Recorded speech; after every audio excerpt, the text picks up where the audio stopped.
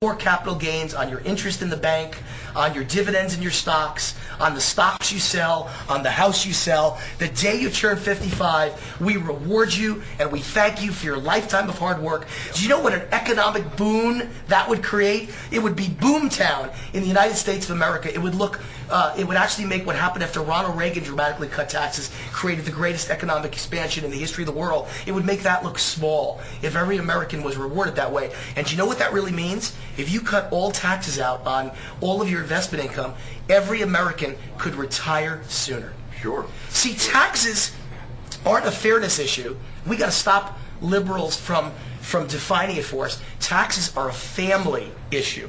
A family issue. And what I mean is, every dollar I pay in taxes means I have to work harder, and I don't even see the money, so I'm not home with my own family. And I can't retire and enjoy my kids or my grandkids. It's a family issue, and it's unfair when you take money away from people that earn the money. We forget, as politicians and government bureaucrats, it's their money in the first place. It belongs to you, the taxpayers. It's your money. So remember what I'm telling you. Open your wallet, look inside, vote for me. I will stay the hell out of there. Remember those words. Dave, do you have any questions for me? Yeah, but again, as a libertarian, I often will get people saying, "Oh, if I vote for a libertarian, it's a wasted vote." And I'm sure you've heard the same thing. How would you answer that? Well, I'd answer it that I have up close and personal experience with that very question and the results of it. You see, my mom and dad, David and Stella Root, I say I'm an SOB, son of a butcher. My dad was a very unique butcher. My dad was actually a Jewish conservative butcher from Brownsville, Brooklyn. They don't make many of those. Wow. And my dad felt that Jacob Javits and Nelson Rockefeller were way too liberal fiscally for the Republican Party, and they wanted to knock them out of office. The same way I feel about John McCain today. And so they were two of the original founders. They answered an ad in the newspaper for, do you want to knock the Republican Party out of power? This was in the early 1960s, and start the new Conservative Party of New York State. Now, for those of you who don't know about the Conservative Party of New York State, it's the most successful third party in the history of American politics. And so my parents went through 10 years of losing and losing and losing and losing, running slates of candidates against the Republicans where most New Yorkers said, hey, there's no chance you're going to win, why vote for you? But finally, in 1971, people saw the light, and they voted for James Buckley and elected him United States Senator, conservative. Not Republican, conservative, third party, joined the United States Senate. First time, I believe, in the history of New York that a third party candidate was elected to the United States Senate. An amazing upset of all time. And then a few years later, to accelerate it even faster, they elected judges and congressmen and state senators and state assemblymen, you name it. But eventually, they elected Al D'Amato, an unknown supervisor from Long Island. They elected him United States Senator. He defeated Jacob Javits in the Republican primary with conservative backing. That was the most powerful politician perhaps in the history of New York, Jacob Javits. He was the Rock of Gibraltar, and no one could beat him, supposedly. And they elected him United States Senator. They defeated Javits and elected D'Amato. And then that same year, the Conservative Party came out first to endorse Ronald Reagan for President of the United States. And to the day he died, Ronald Reagan gave credit to the Conservative Party for being the original reason, the start of his presidential success. So there's a reason why. You know what? If you think it's a wasted vote to vote for Wayne Root, guess what?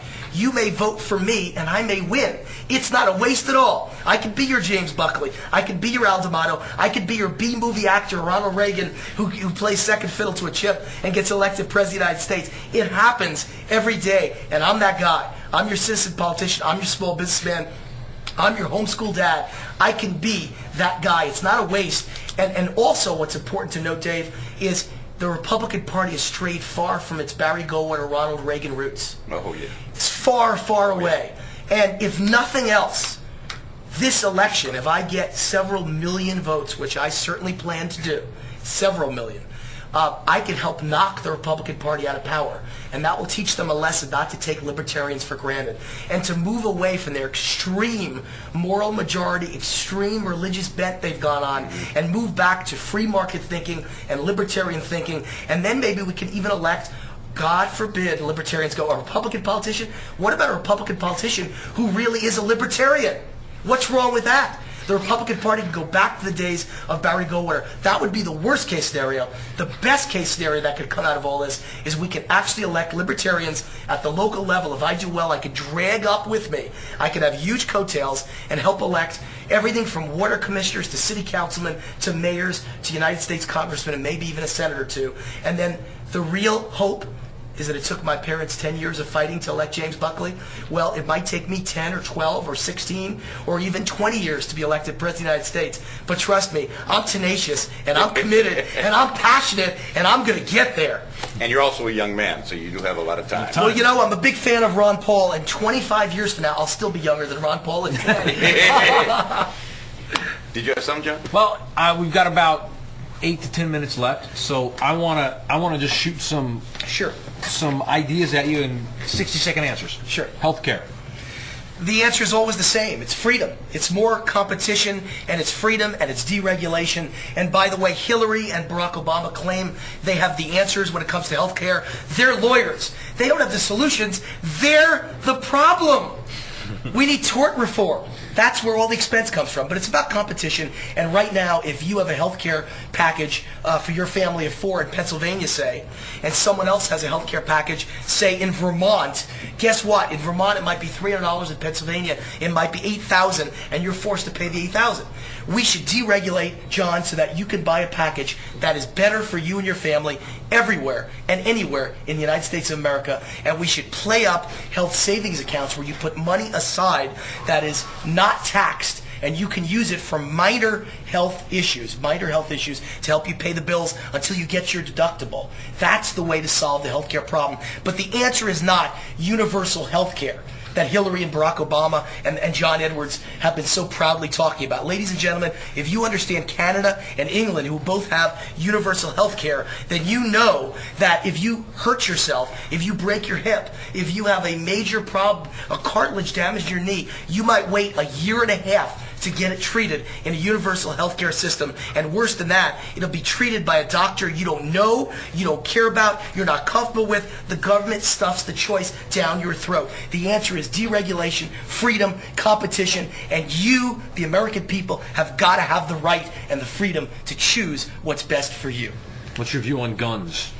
Well, my view on guns is pretty simple. I won't need 60 seconds. You know, I believe in the Second Amendment, and I believe that, you know, as an example, as a Jewish American, in Nazi Germany, the first thing that Hitler did before he exterminated 6 million Jews and another 6 million other human beings is he took away the guns. I think all of us have a right to self-defense. And in every city in the United States of America, every single city where there is strict gun control in effect, it's the highest crime and murder rates you will ever find. So what I'm trying to say is, let the American people have the freedom and the right to bear arms and defend themselves, and you will see crime drop. I am pro-guns and anti-gun control. Pretty simple. What about foreign policy? Well, foreign policy is a very complicated issue. I fall somewhere between Ron Paul and maybe some of the more conservative people out there, but I've come a long way in my thinking. You know, I was an original backer of the Iraq War because, like everyone else, I was fooled, and I thought there were WMDs in Saddam Hussein's possession. But now I realize that there's a gigantic military-industrial complex out there. And I got to tell you, the same way I want to cut welfare dramatically, and I want to cut corporate welfare dramatically, I also want to cut military dramatically. There's so much waste in the Pentagon, and there are people whose goal in life, defense contractors and Halliburton and Blackwater, their goal in life is to get us to be scared so we spend more, you know, and we fight more and more wars, and we expand our army beyond all reason because the American people are so scared. And I think the answer is you've got to be very strong on terrorism and the war on terror, but not too strong. I don't want to take away the rights of the American people. I think it's a travesty that we're fighting for freedom in Iraq and the rights of the Iraqi people while we take away the rights of the American people in the name of the war on terrorism. I believe it was Benjamin Franklin who said, if you give up freedom in order to get a little bit of security, you deserve neither. And I think what we've done is we've gone way too far. And we've got the warrantless wiretaps. People are listening in to your phone calls and mine, your emails and mine. We've gone too far. And the definition of the war on terror in America is to throw my water bottle, my